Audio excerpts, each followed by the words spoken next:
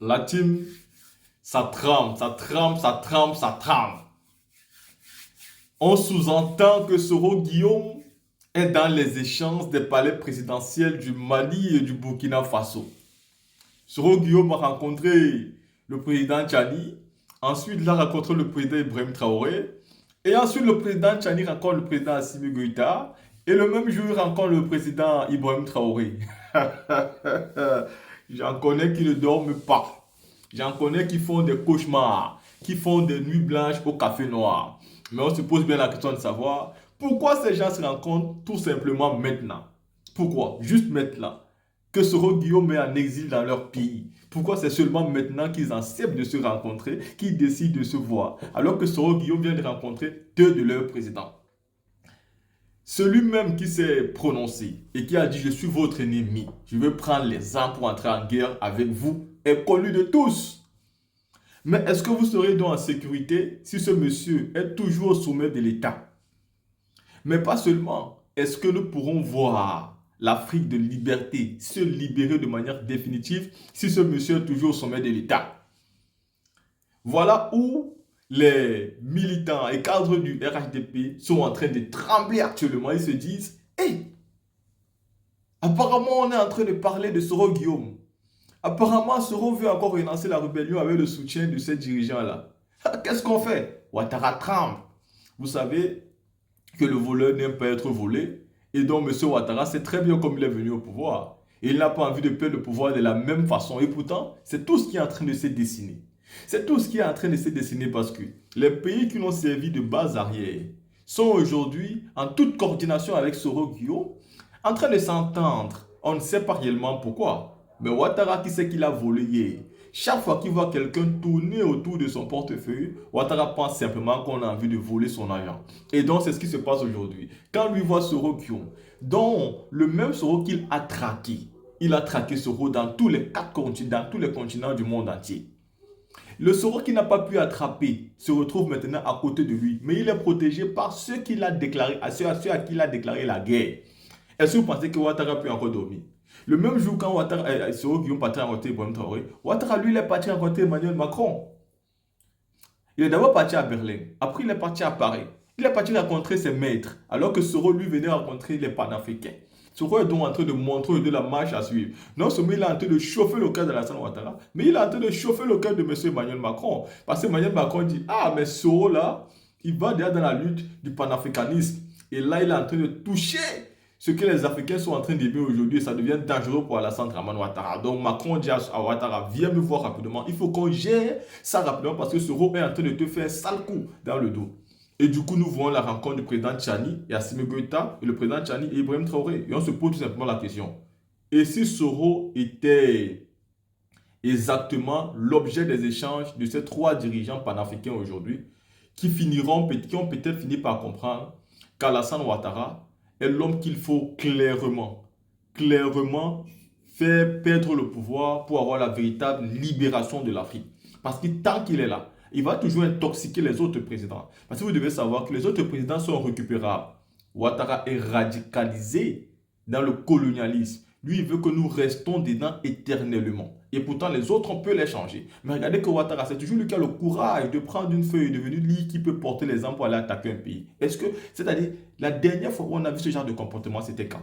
Je ne pense pas qu'il y ait déjà eu un président qui a dit de manière claire qu'il veut porter les armes contre un autre pays africain. Ouattara, c'est le premier qui l'a fait. Et donc, vous devez savoir que lui, clairement, il faut qu'il perde le pouvoir pour qu'on puisse avoir ce brin d'espoir de véritablement trouver des États panafricains qui puissent enfin s'en sortir sans ingérence extérieure. Et pour ça, Ouattara doit perdre le pouvoir. Et donc aujourd'hui, je sais qu'il tremble. Il a vraiment peur quand il voit les différentes rencontres des trois présidents. Mais surtout, quand tu vois que l'ex-premier ministre ivoirien est aussi dans ces pays-là et il est en train de rencontrer les présidents de la République. C'est important. Ouattara tremble, nous le savons. La team, regardez cette vidéo remplie d'émotions.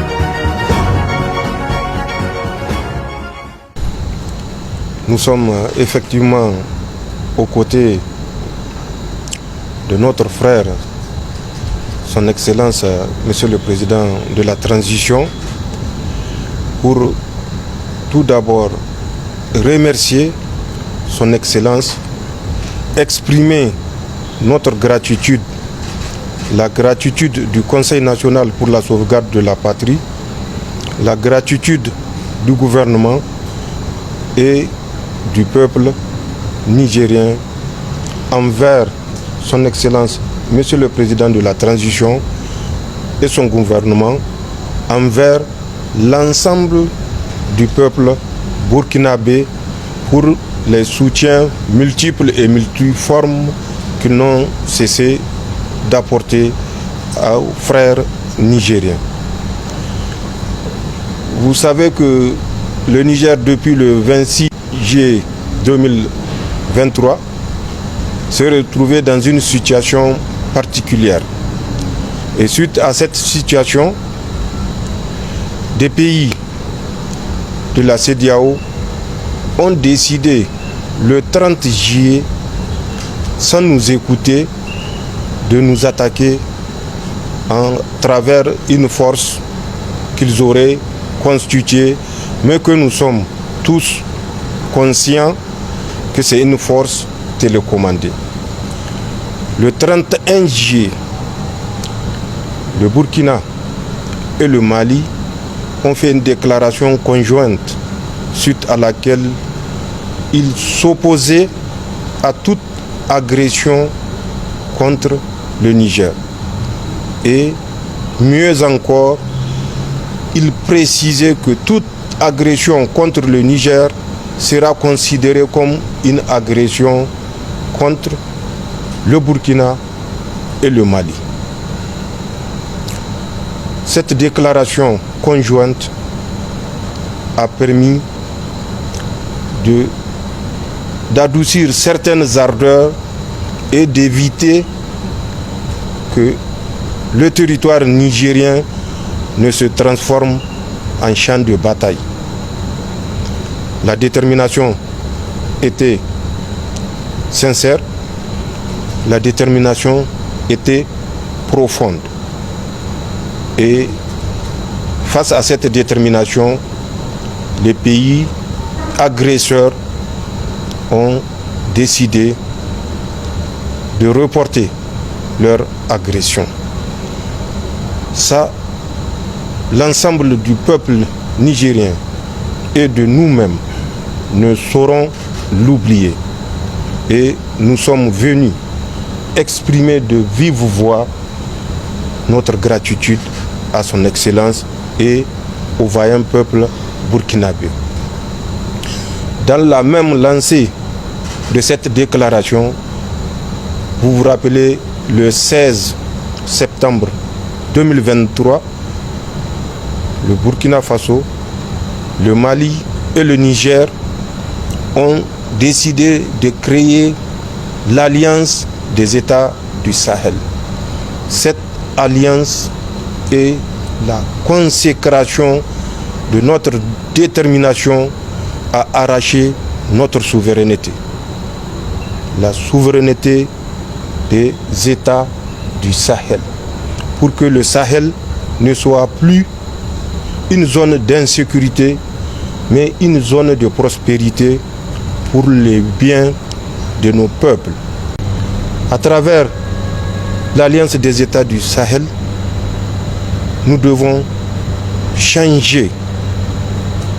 Au lieu d'être, comme convenu, une alliance dans le domaine de la défense et de la sécurité, qu'elle soit plus que ça, une alliance qui assure le développement socio-économique, une prospérité assurée et garantie aux vaillants peuples qui n'ont cessé de soutenir leurs leaders. Et ceci est un espoir que nous n'avons pas le droit de décevoir, de trahir. Et nous sommes venus également par rapport à cette nouvelle donne pour que, ensemble, nous réfléchissions pour voir comment faire de cet espoir, de ce rêve, une réalité. Le rêve à la prospérité. Le peuple du Sahel a compris que le Sahel est la terre promise et que le peuple du Sahel est déterminé à défendre cette terre promise. Et ça, malgré l'adversité, malgré l'inimité. Et ça, c'est une conviction qui nous réconforte, puisque quand le peuple prend conscience des enjeux, aucune force d'opposition ne saura le dévier de la trajectoire du développement. Et c'est cette conviction que nous sommes venus partager avec notre frère, son Excellence, Monsieur le Président de la Transition. Nous attendons le 10 décembre, si Dieu nous prête longue vie, la rencontre de la CEDEAO. Rencontre qui va décider du sort du peuple nigérien qui vit depuis bientôt 4 mois sous embargo. Nous avons sollicité une fois de plus l'accompagnement et le soutien du peuple burkinabé. Nous avons également sollicité auprès de notre frère l'érection du consulat du Niger au Burkina, précisément à Ouaga, et du consulat du Burkina à Niamey en ambassade pour mieux défendre nos intérêts communs. Enfin, vous le savez tout aussi bien que moi, le rôle que joue le Burkina pour nous faciliter l'acheminement des produits de première nécessité que certains pays veulent nous empêcher de ramener au peuple nigérien. Nous devons ne jamais l'oublier et exprimer également notre reconnaissance face aux énormes sacrifices que consentent les autorités et le vaillant peuple burkinabé pour permettre au peuple nigérien résilient également de survivre. C'est des choses qui ne peuvent s'exprimer que physiquement et de vive voix. Voilà de façon synthétique les principaux éléments qui nous ont conduits en terre des hommes intègres